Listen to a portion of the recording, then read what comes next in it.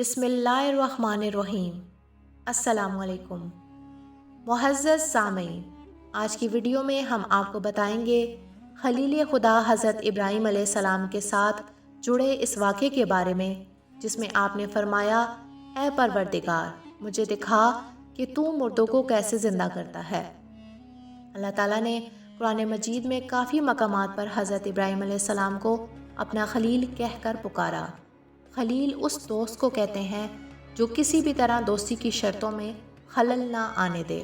حضرت ابراہیم علیہ السلام کے خلیل خدا ہونے کے بارے میں حضرت امام جعفر صادق علیہ السلام سے منقول ہے کہ ابراہیم علیہ السلام مہمانوں کے باپ تھے، یعنی مہمانوں کو بہت دوست رکھتے تھے۔ جب کوئی مہمان آپ کے پاس نہ ہوتا تو آپ علیہ السلام مہمان کو تلاش کرتے تھے۔ ایک روز گھر کے دروازوں کو بند کر کے مہمانوں کی تلاش میں باہر تشریف لے گئے۔ جب واپس آئے تو ایک شخص کو مکان میں دیکھا اور فرمایا، اے بندہ خدا، کس کی اجازت سے اس گھر میں داخل ہوا؟ اس نے 3 مرتبہ کہا کہ اس مکان کے پروردگار کی اجازت سے۔ حضرت ابراہیم علیہ السلام سمجھ گئے کہ وہ جبرائیل علیہ السلام ہیں اور اپنے پروردگار کی حمد بجا لائے۔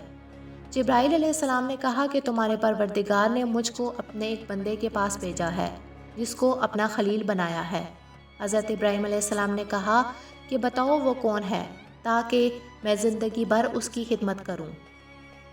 جبرائیل علیہ السلام نے کہا کہ آپ ہی وہ شخص ہیں۔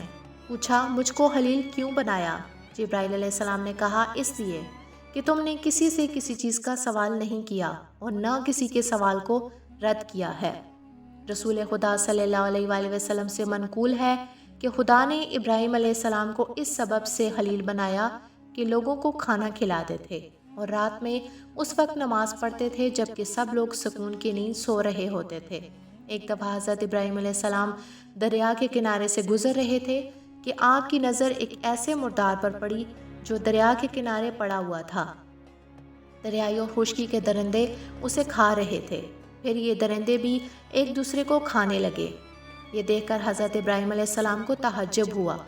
اس منظر نے حضرت ابراہیم علیہ السلام کو ایک ایسے مسئلے کی فکر میں ڈال دیا جس کی تفصیل آپ جاننا چاہتے تھے، اور وہ ہے موت کے بعد مردے کس طرح زندہ ہوں گے۔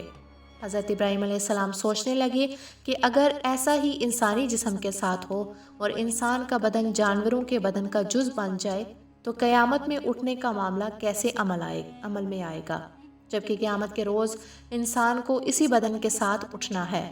حضرت ابراہیم علیہ السلام نے اللہ سے درخواست کی کہ اے میرے پروردگار، مجھے دکھا کہ تو مردوں کو کیسے زندہ کرے گا۔ اللہ تعالیٰ نے فرمایا، کیا تم اس بات پر یقین نہیں رکھتے؟ حضرت ابراہیم علیہ السلام نے کہا، ایمان تو رکھتا ہوں، لیکن چاہتا ہوں کہ دل کو تسلی ہو جائے۔ فرمایا، تو پھر 4 پرندے لو، ان کے ٹکڑے ٹکڑے کر ڈالو اور ہر پہاڑ پر ان کا ایک ایک ٹکڑا رکھ دو۔ اس کے بعد ان کے نام سے ان کو بلاؤ، دیکھنا کہ وہ دوڑتے ہوئے تمہارے پاس آئیں گے، اور خدا بے شک غالب اور حکمت والا ہے۔ اللہ تعالیٰ نے حضرت ابراہیم علیہ السلام کو نبوت کے مرتبے پر فائز فرمایا تھا۔ حضرت ابراہیم علیہ السلام کا دل خدا پر ایمان سے معمور تھا اور اس پر پروردگار کی قدرت کے بارے میں رتی برابر کوئی شک و شبہ کی گنجائش نہیں تھی۔ تاہم اس خرصے کی چیزوں کے حقائق ان پر واضح ہو جائے اور ان کی بصیرت میں اضافہ ہو جائے، انہوں نے خدا سے درخواست کی کہ وہ انہیں یہ نظارہ دکھائیں کہ وہ مردوں کو کیسے زندہ کرتا ہے۔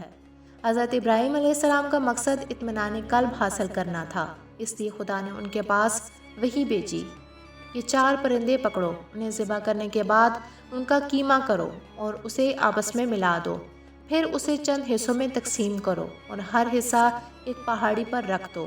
پھر ان پرندوں کو بلاؤ تاکہ وہ خدا کے حکم سے زندہ ہو کر تمہارے پاس آ جائیں۔ حضرت ابراہیم علیہ السلام نے خدا کے حکم پر عمل کیا اور پرندوں کو ذبح کرنے کے بعد ان کے گوشت کا قیمہ باہم ملا دیا اور پھر تقسیم کرنے کے بعد انہیں مختلف پہاڑوں پر رکھ دیا۔ آپ علیہ السلام نے ان پرندوں کی چونچیں اپنی انگلیوں میں پکڑ لی اور دانہ پانی اپنے پاس رکھ لیا، پھر ان پرندوں کا نام لے کر ان کو آواز دی۔ خدا کے حکم سے وہ زندہ ہو گئے اور آپ کی طرف دوڑتے ہوئے چلے آئے۔ ہر پرندے کا گردن، سر اور بدن جڑ گیا۔ آپ علیہ السلام نے ان کی چونچیں چھوڑ دی تو وہ پرندے زمین پر بیٹھ گئے اور دانہ پانی چگنے لگے۔ اور کہا کہ اے پیغمبر خدا، آپ نے ہم کو زندہ کیا۔ آپ علیہ السلام نے فرمایا کہ میں نے تمہیں زندہ نہیں کیا، بلکہ خدا ہی مردوں کو زندہ کرتا ہے اور وہی ہر چیز پر قادر ہے۔ حضرت ابراہیم علیہ السلام نے مردوں کو زندہ کرنے کی شکل میں قدرت کا یہ عظیم مظاہرہ اپنی آنکھوں سے دیکھ لیا تو ان کے قلب کو، جو پہلے ہی ایمان کی دولت سے مالا مال تھا، مزید اطمینان حاصل ہوا۔ آخر میں آپ کو یہ بات بتاتے چلے کہ 4 پرندے جو حضرت ابراہیم علیہ السلام نے ذبح کیے تھے وہ کون سے تھے؟ یہ 4 پرندے مختلف قسم کے پرندوں میں سے تھے، کیونکہ اس کے بغیر حضرت ابراہیم علیہ السلام کا مقصد پورا نہیں ہو سکتا تھا۔